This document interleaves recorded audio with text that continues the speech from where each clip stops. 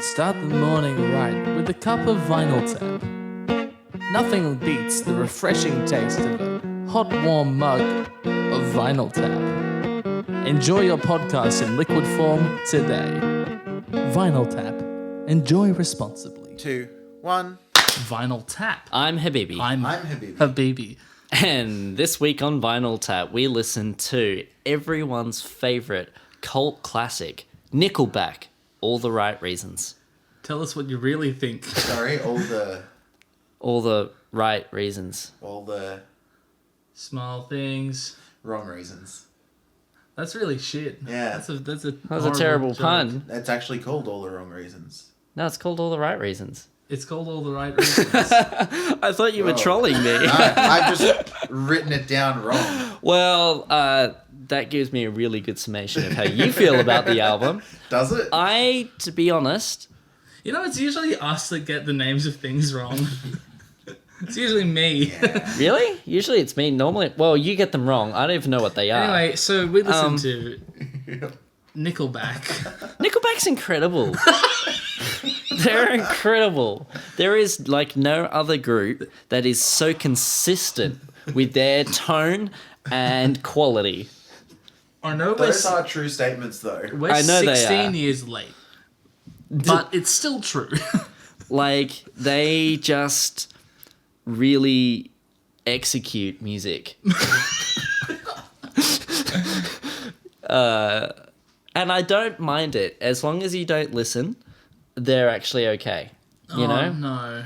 Yeah, like if you just No. put it on and there's like loud party atmosphere going and you want like the atmosphere of hard rock and no one, because you're talking and the party is so loud, you can't actually hear the music. Nickelback rocks. They're fucking sweet. They've got like the voice. As long as you don't listen to it. That's my hot take. I don't mind them, but I've got a lot to say. Yeah. Oh, man. Don't listen to a Nickelback album.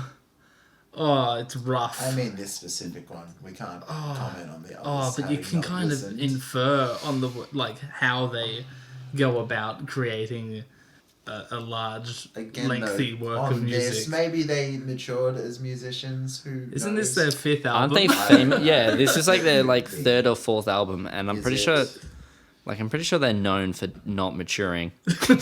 Like they've had one, two, yeah, this is their fourth album. Yeah, this is like, isn't this the Nickelback album? Sorry, fifth album. Yeah, this is the Nickelback album. I It's their called it. fifth one, and they did 4 more after that. Be interesting to see how they all shaped up. What were your thoughts? You guys loved it, right? I had a great time. Yeah. That's because I was listening with friends. There was like elements there that could have been good and just wasn't executed well.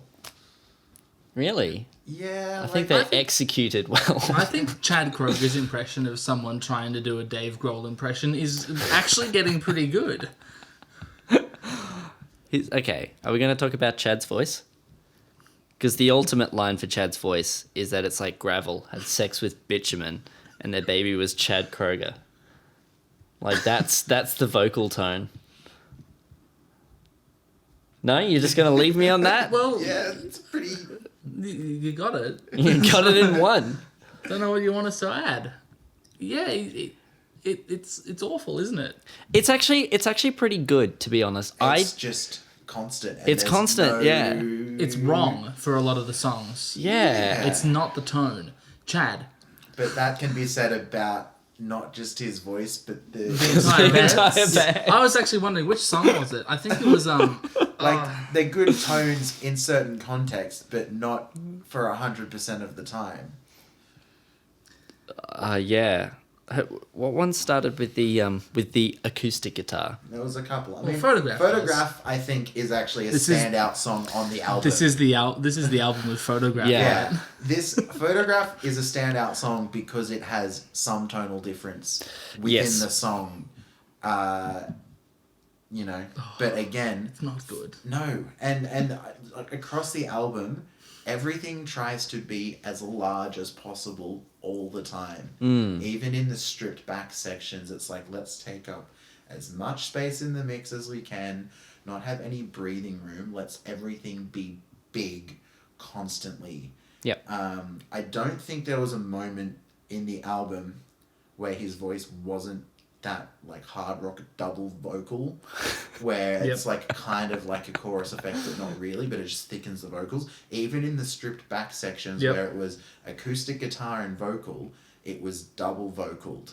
No, there was one moment in a song near the end where there was Solo voice? there was a singular solo voice, and you picked it out and you're like, oh my god, the first solo voice, and then it never came back.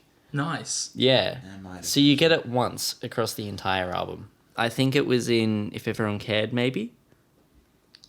Yeah. Which is a song we need to talk about.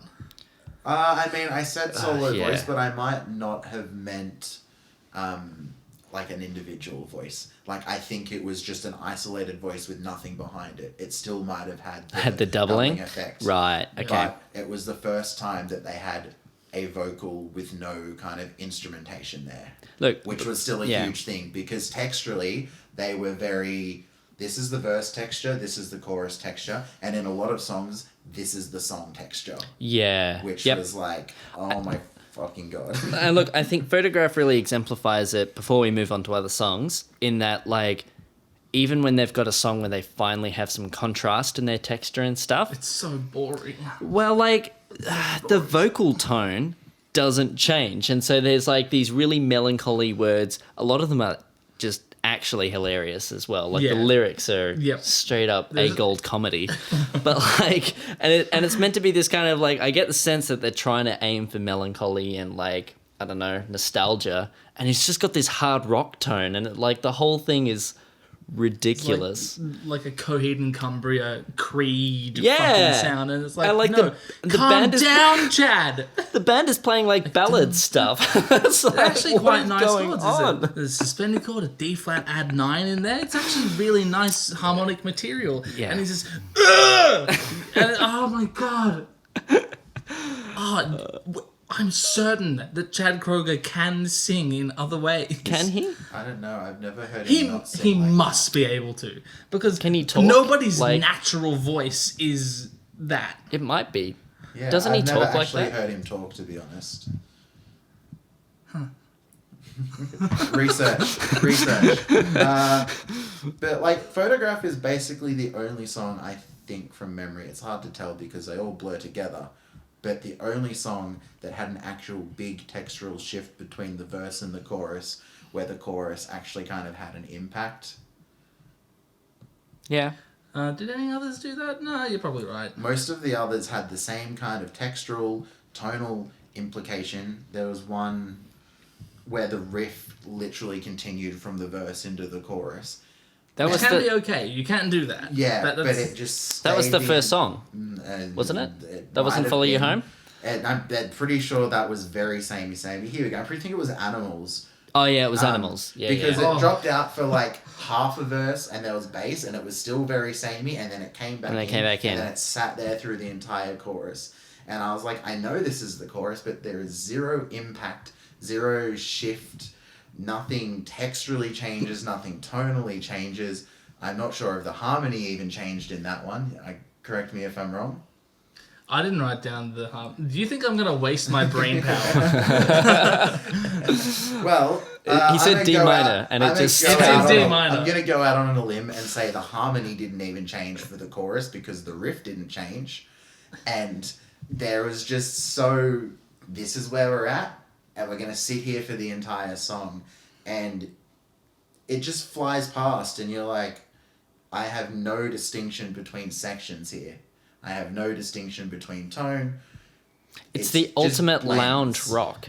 Lounge. Oh, rock. It's no. lounge rock. You know? There's It's no tonal shifts. there's It's going to no- offend the tone. Exactly. There's nothing offensive, and like, low key, they're all super fucking catchy melodies. Like, they know how to write a hook. They know how to that take is one from true. Green Day.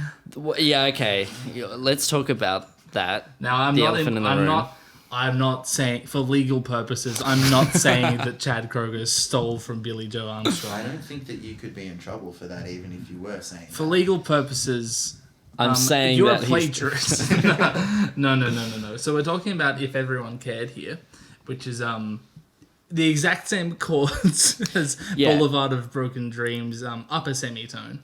Yeah. And I mean for the verse and the chorus. The verse has one chord different through the progression, Yep. but it's not really. You can sing Boulevard of Broken Dreams over this song, and it works. Yep. There are parts of the melody which are the same. Yeah, they've been lifted. But it's funny, though, because they're same, but different. They're different enough that when you go, like, back to back and you listen to them, it's like, no, they're different. And then you listen to them individually and you're like, no, that was the same song. Like, there's enough sort of melody fragments that have been pulled out and then kind of put back in. Slightly rearranged. It's kind of skeevy, I think. A little. But I don't want to, like, throw any fingers around. It's a common progression, kind of, but it doesn't sit right. Yeah. Is it kind of skeevy? They were writing this presumably around the time Boulevard of Broken Dreams was absolutely everywhere. Yes. But to say it's skeevy implies that it's an intentional act. Okay. I don't know enough about Nickelback's history to, like, if this was super popular and they would be like, yeah, let's write a hit song. I don't know enough about them to say, yeah, they would do that. But, like, from listening to the album, they seem like the kind of band that would do that. Well, okay, Nickelback started out by imitating Creed. And, like, it says that in their bio. So, I don't think it's, like, going too far at all to say that they're intentionally imitating something. Okay. I don't know enough to have an opinion. I just... It's also a poor imitation of Creed. Well, okay. I think that and the Green Day. The beauty of them, though, is that whoever they imitate, they clearly sound like Nickelback. Like, they have a distinct sound that is so totally theirs. You know? They have two sounds. They have acoustic. They have electric. They have the electric, yeah. And then everything else is the same.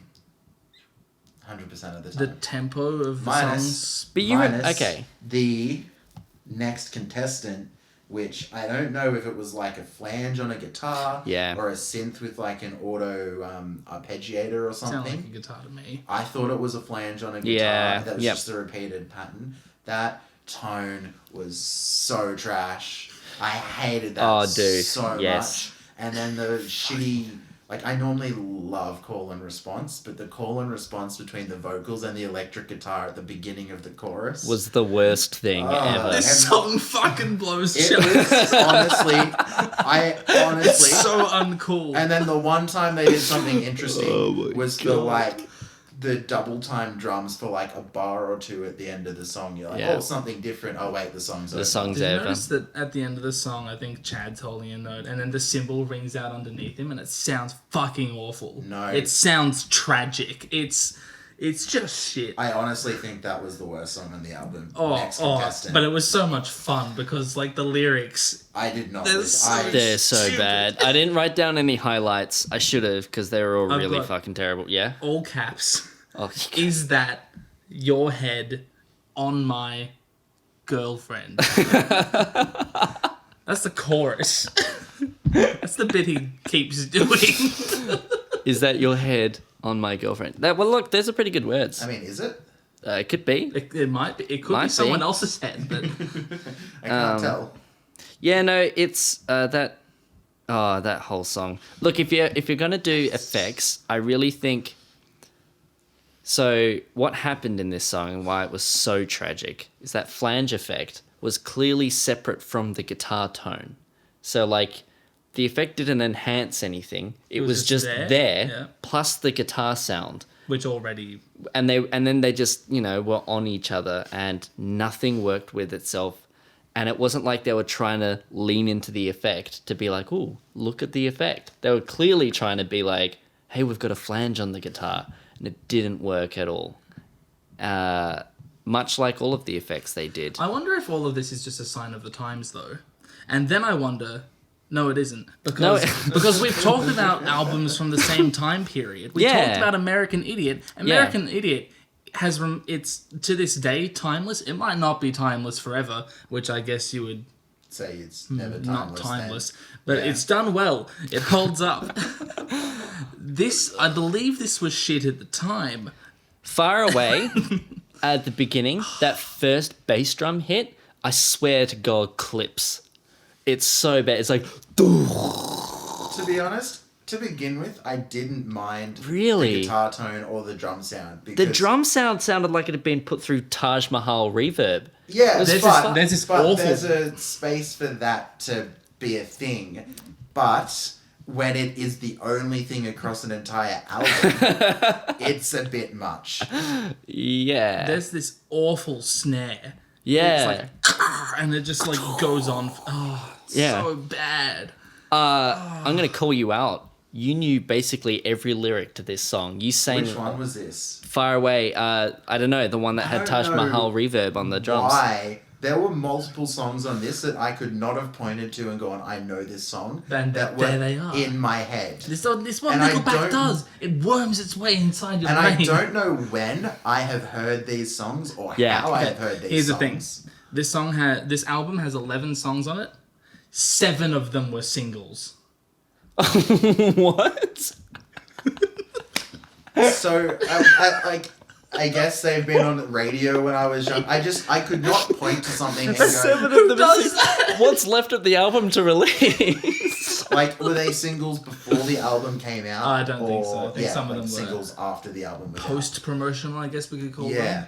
them. Because that was a Holy bit of a shit. thing in the early noughties. Not, I mean, Yeah. it probably still happens, but not... Because, like, I know the Maroon 5 songs about Jane. I think Yeah. 6 of those songs were singles. Muse released some And post they became like singles after the album had been out. Like Yeah. it went on for like 2 years after Yeah. the album's initial release. I think that's the deal here as well. But Except it's a bad album, and I that was just- a good album.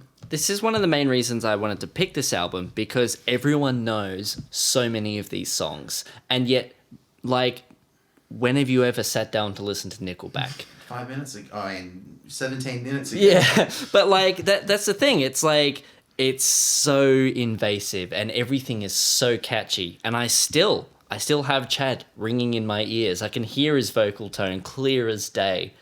But I hate it. I don't like it.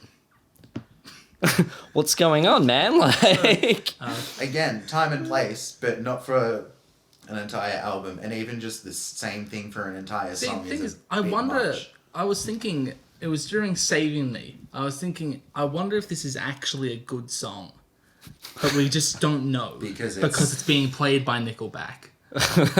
I mean, again, promising with an acoustic guitar intro before that drum bang, and then there was isolated vocals. Yeah. So potentially... And then the thing that definitely wasn't a real violin.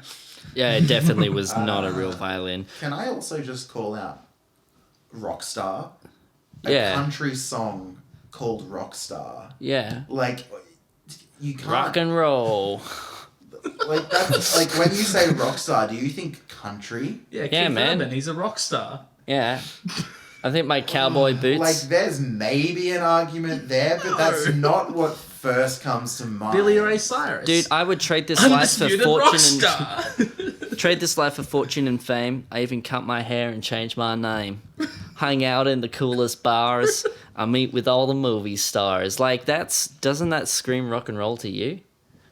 It's just, like, I don't know if the song's actually called Rockstar, I'm pretty sure it is, but the Post Malone Yeah. song Rockstar Yeah. is such a, like, better example of what you think of when you, like, Rockstar. Like, the way that he I lives still don't and think it's looks. perfect. I don't think it is either, but it's a lot closer than a country song called Rockstar that Yeah, but has think about I'm a those rock star. lyrics. think about who Nickelback are.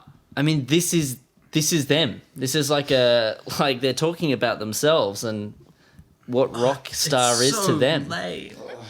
Like they are the pinnacle of country rock, heavy lounge rock. Except, like, Lounge. they don't have country roots. No. They have, like, post-grunge roots. Do they? Yeah. Oh yeah, I guess they Also, do. This, like, album made me question if I was like, am I, like, falling victim to current popular music trends? Everything felt so bloated and like there were too many sections in each song. And I'm not sure all if of it's them went for too because long. the songs were the same the entire length through, or if it's because I'm like, it's got like 3 verses and 3 choruses. That's unnecessary. No, again, I didn't mind it because for me, they're just like, they pick the sound and they need that sound to go for the 3.5, 4 minutes that you wanted as your background music. Right? So you just put it on and it just goes. Like, it would be shit if it was only like 1.5 minutes long. Okay. Because that's all the content that they've got. It's 1.5 minutes worth of actual interesting content. And they publish it as a 4-minute song. Yeah, so that you can put it on the radio and not listen. I think that this is a great experiment. You should put this album on at a party and just see what happens. I reckon People will like, a photograph, So and then that's it. and then- what you're arguing is basically repetition legitimizes kind of, because like, it across a song as opposed to like a melodic idea. yeah, Across an album. across the album, Yeah. honestly, but like across the song themselves, yeah, I think that the repetition legitimizes it. And I And it don't knows really me that kind of makes sense. Yeah, because like I had way more fun when I tuned out of a song. So like Animals, for example, Side of a Bullet, I didn't really write Side of a Bullet, I didn't write any notes at all. And I remember having a pleasant time. We're just fucking about. Yeah. Click to find out what else we've listened to this month. Click below to support the artist we just listened to. And don't forget to like and subscribe.